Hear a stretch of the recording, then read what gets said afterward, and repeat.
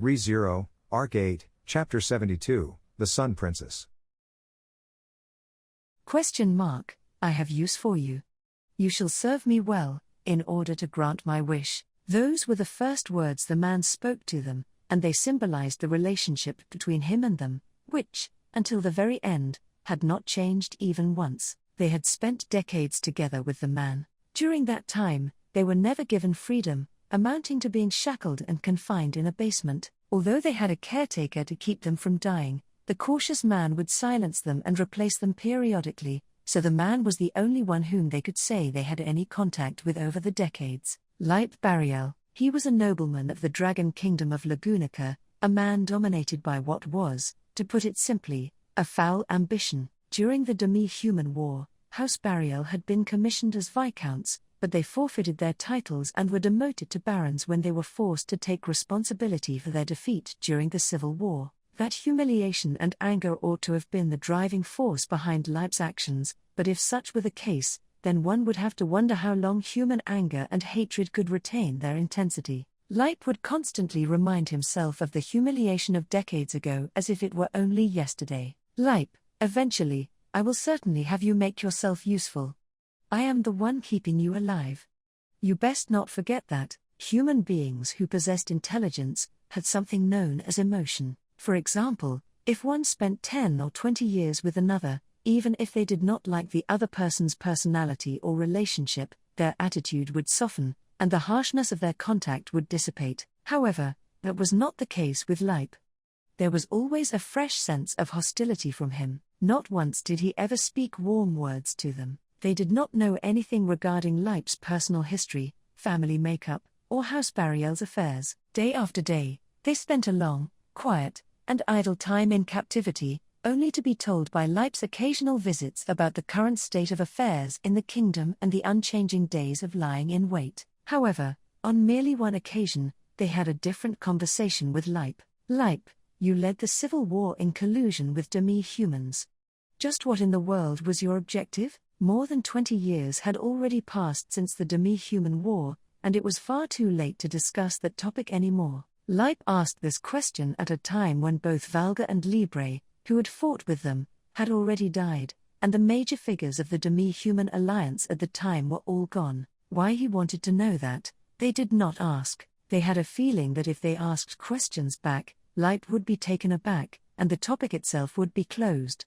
Therefore, they did not say anything out of line and did not feel the need to hide their purpose, so they spoke frankly. Their cooperation in the demi-human war was to fulfill their own purpose of creation. Leip, rubbish. Upon hearing that the demi-human war was part of the process of trying to achieve the purpose of their creation, something they had been pursuing for more than a century, Leip readily spat back that retort. They did not feel any anger or sadness from Leip's reaction. They had always been that way, and Leip's reaction was as expected. From the point of view of this man with foul ambitions, all wishes other than his own were worthless. But, Leip, you were born as yourself but wished to go out of your way to become someone else? Why bother to pretend to live under someone else's name and way of life, only to let your own name die? That conversation, which they thought would end after being cut off with that single word, had continued. Leip turned toward them with eyes clouded with negative emotions, more frustrated than ever, as if to say that this was a truly repugnant idea. Leip, your objective has no value whatsoever. As expected, you are to be used by me. After all, your desire is one that would not have even a shred of value when fulfilled. Should you intend to squander it, give it to me. You, Leip, your purpose of creation is worthless. If you cannot live without someone telling you what to do, then you ought to be used for the sake of my wish. There was not an iota of righteous indignation or compassion in Leip's eyes as he spoke. In Leip's clouded eyes was anger toward those who had brought about his undiminished humiliation, resentment, and hatred toward an era and a world that refused to acknowledge his existence, and an ambition, like a black flame, to push himself into a more deserved position. They were so violent, as if they trampled them, as if they were pouring sludge on them, that they certainly plunged a blade into their being, tearing them apart and causing them to bleed cold blood, to fulfill their purpose of creation, born out of their Creator. That was the meaning of their life, the purpose of having kept walking forward for such a long time. Yet, had they ever harbored an intense ardor for that purpose? Never. Never once had they harbored a passion for it. The need to accomplish what was given to them only because they had been given it, such was the habit and compromise bereft of ardor, which ruled their life. However, intrinsically, was this not what a wish, what a desire, was meant to be? To deeply desire something, to try to fulfill a wish that one wanted to, was it not correct for those to become like this? Was like Bariel's way of being not the correct method for one to grant their desires? Once again, a long time had passed. During that time, their relationship with Leip had remained unchanged. Not many words were exchanged, and time ticked moment by moment without a role having been prepared for them, for which they had been told they would be of use. Then, eventually, there was a change. Leip, at last, it seems an opportunity has presented itself. Indeed, Leip, whose eyes blazed with a maniacal glint, had grown thin and gaunt, his face and body corroded by an age that could not be reversed, despite his undiminished ambition. The time he would be able to seize the thread that dangled in front of him had finally arrived, and it delighted him that he would finally be rewarded after prohibiting himself from even blinking. According to what they had heard, Leip had established himself among the royal family of Lagunica over the past few decades and was entrusted with the management of the tablet of prophecies called the Dragon History Stone, which the divine dragon had conferred on the kingdom. Having grasped the fact that the prophetic tablet had been inscribed with information about a calamity that would soon strike the kingdom of Lagunica, a disease that would spread through the royal family, Leip blazed with aspirations towards the next battle for the throne that would follow thereafter. Leip, I will find a candidate before anyone else. I will take her as my wife and send her to the royal selection. And I will surely get my hands on the throne. I will make use of you, too. With fists clenched tight with nothing but skin and bones, Leip was determined to do just that. They had always been told that they would be of use, but now that it was feasible, even as someone who had been connected to them for several decades, there was a small sense of excitement. They had expectations. The next time he came, Leip had found a candidate, and he ordered them to prepare a technique to break their mind. By doing so, he would turn the candidate into a puppet and rule the next age of the kingdom with his own hands. Leip's ambition to mastermind such a grand scheme, to plot its realization with unusual tenacity, and to actually bring it to the brink of fruition was, for all intents and purposes, dazzling in a dark way. They wanted it to come true. They wanted him to fulfill it. All while following that passion, they wanted him to fulfill his foul ambitions that would compel anyone to look away, to use the kingdom for his own desires, to use even a witch as a stepping stone for his own desires, and to achieve his deluded obsession. The thing that was lacking from within themselves was none other than that was what Sphinx wanted him to teach her. So, they waited.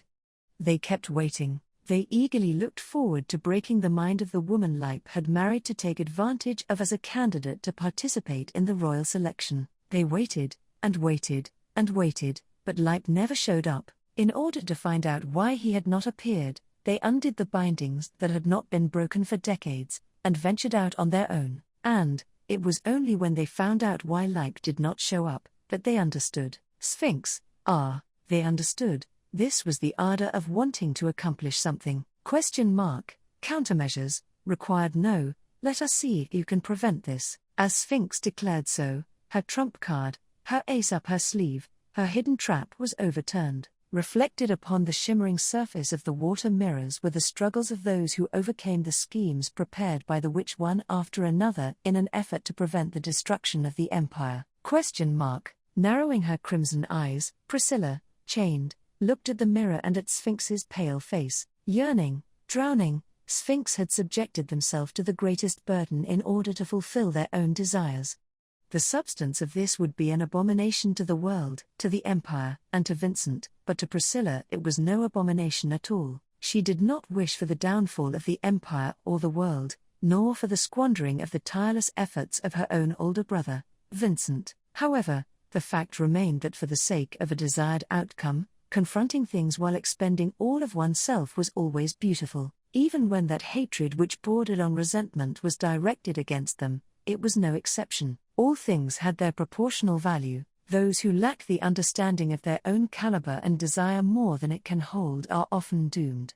However, Priscilla wisely spoke that she did not like those who could console themselves with only what they could fit in their vessels. She wanted to love the way of life of the fool who sought what was beyond the capacity of their caliber, who went on a path that may lead to ruin, who aimed for the sun only for their wings to melt, regardless of whether they succeeded or failed in their challenge. Priscilla, how lovely! All those who would risk their lives on the battlefield would not believe their ears at Priscilla's words. However, that was Priscilla's genuine intention.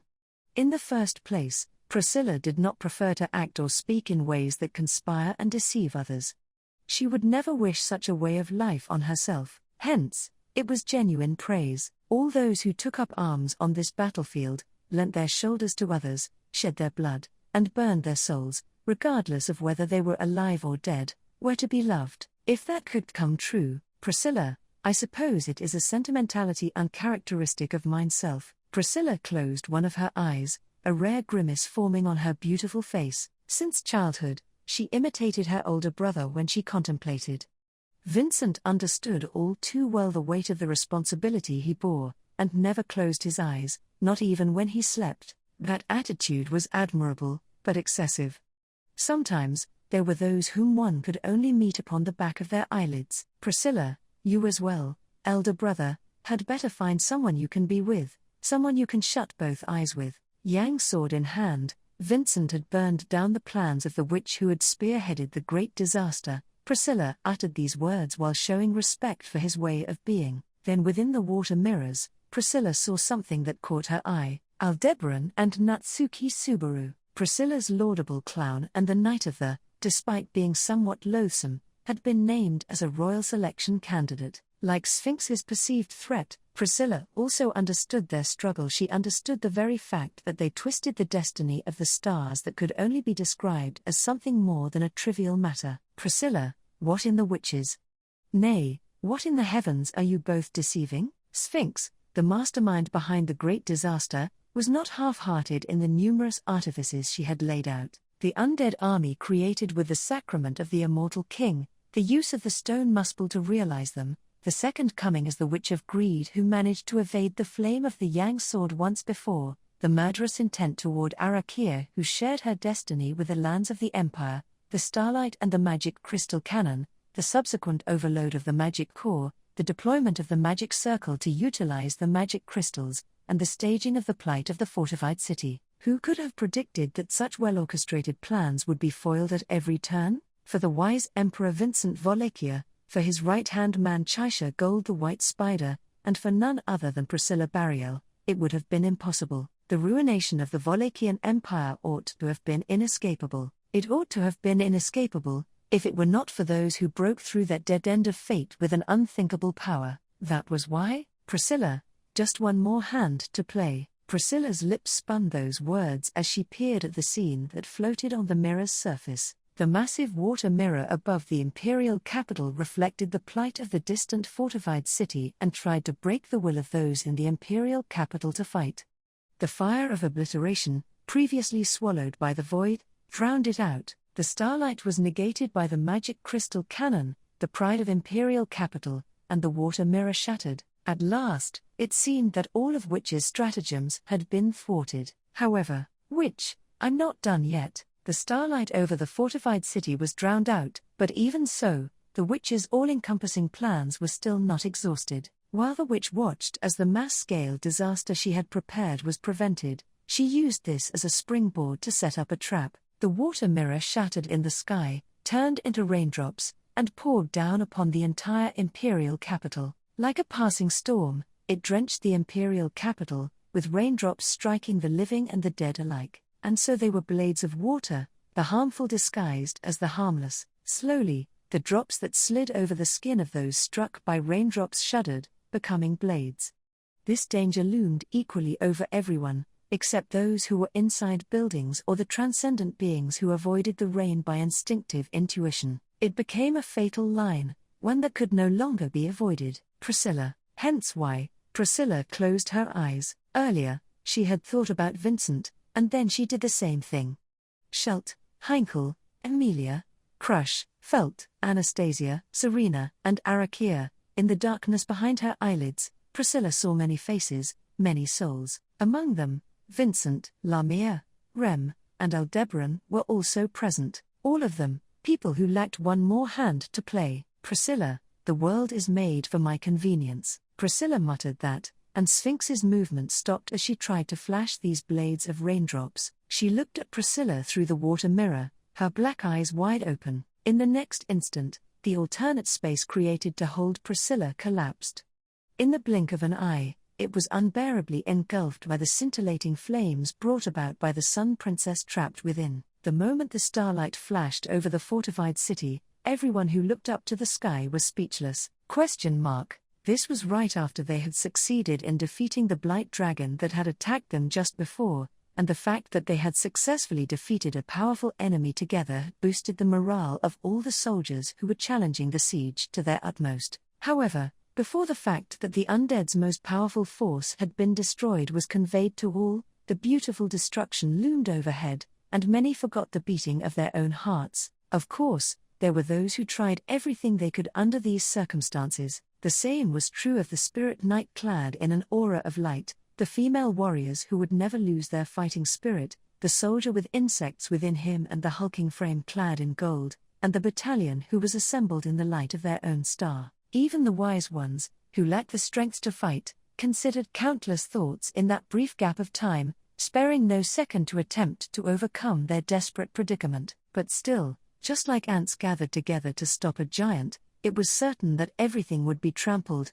and reaped, until the fire of destruction flew from the distant sky, colliding with the light of the star, and the world flashed white. At the time, no one knew what had happened. However, the retinas of those who did not look away were burned white, revealing that the destruction that should have arrived before their eyesight had returned did not descend upon them. And then, HK, the two lights, the white of the star and the red of the fire, blended together, and a shockwave covered the sky of the fortified city. The blast, which occurred a moment later, scattered in all directions, shaking even the city's sturdy walls, sending gusts of wind throughout the city, blowing away both the living and the dead alike. In addition, the intense winds even cracked the great mountain that supported the city, causing rock faces to collapse and detach, and the large falling rocks engulfed a corner of the great fortress with a roar. Unfortunately, that location was assigned as a first aid station where the injured were being brought.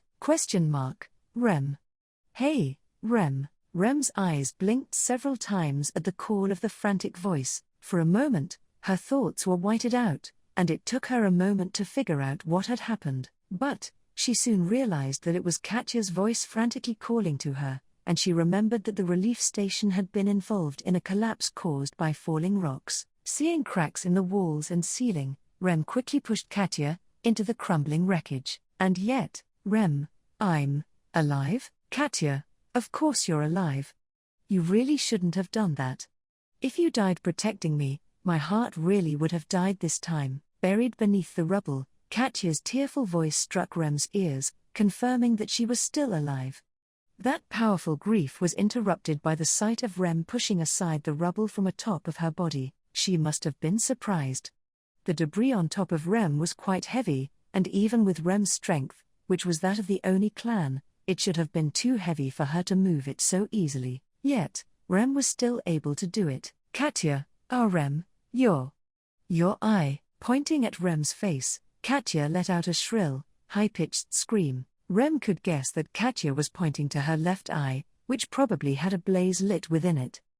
This was because Katya's left eye also had a flame burning. No, it was not just Rem and Katya. All those in the aid station, except for Rem and Katya, who were caught in the collapse, stood up with only minor scratches and no serious injuries. She could see a flickering flame in one eye of every person. That flame, the power that came from it, brought forth strength to Rem, and that was because, Priscilla Summer, Rem muttered to herself as she felt the heat of the painless flame in her eye, unsure.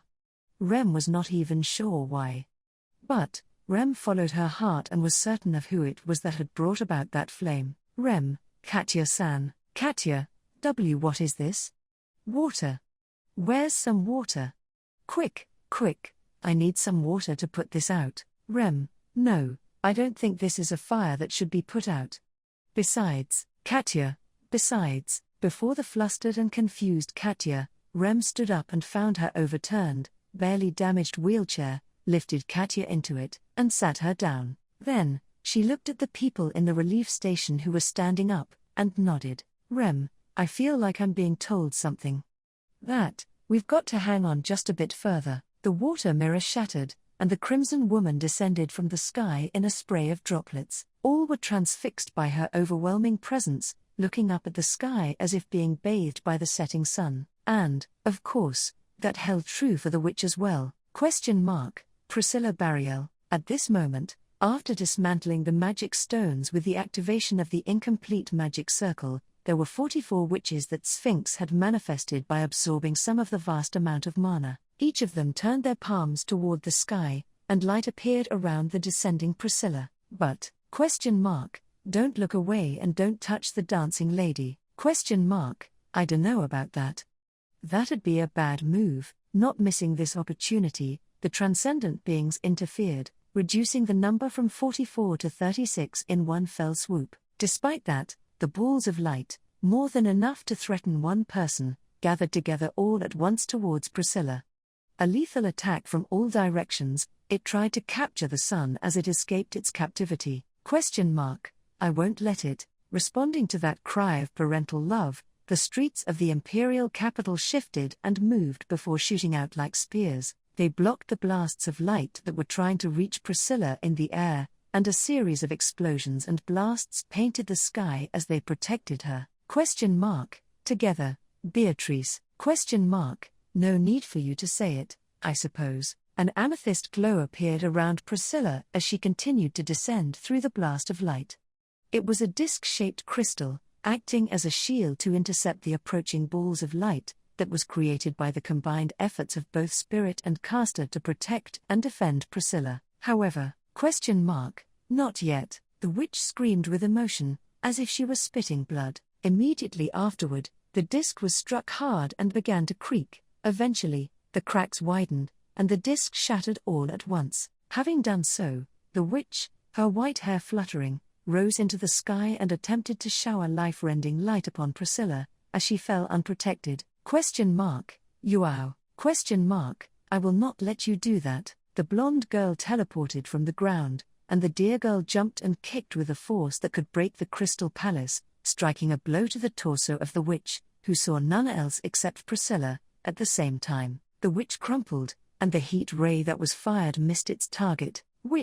Catalyst required. The crumpled witch shattered into bits of dirt, but even that was part of the plan of which she spoke. A moment later, multiple witches on the ground joined hands with each other, because they were the same being. In perfect synchronization, they shortened the construction of a technique, generating a great storm. It became raging water, wind, and light, engulfing Priscilla in the sky. In the next moment, Priscilla would be torn to shreds, her body left in a pitiful state. Icicle line. The storm of destruction exploded from within, and what appeared next was not the torn figure of Priscilla, but rather a flower of ice that split open in the heavens as if to protect and adorn her. The great, ravishing flower petals trapped the light, not allowing it to reach Priscilla. And then, a figure furiously approached, as Priscilla defied all of the death, destruction, and demise that loomed around her. It was, Princess. Aldebaran rose from the ground of the imperial capital, stretching into the sky with a distorted, misshapen pillar of stone and earth beneath his feet, drawing ever closer to Priscilla. The column rapidly grew, and the distance between the falling Priscilla and the ascending Aldebaran shrank, and shrank, and shrank, and shrank until the distance became zero. Balancing on top of an unstable pillar, he stretched out his right arm to forcefully catch Priscilla as she fell. Just as they were about to fall together, Aldebaran secured his legs firmly atop the pillar, risking his life to protect Priscilla from the fall. Priscilla's almond-shaped eyes narrowed at Aldebaran's life or death decisive action. Priscilla, it is a great service. As Priscilla briefly spoke, Aldebaran, overcome by emotion, bowed his head. Then he looked up, his voice trembling. Princess, my princess.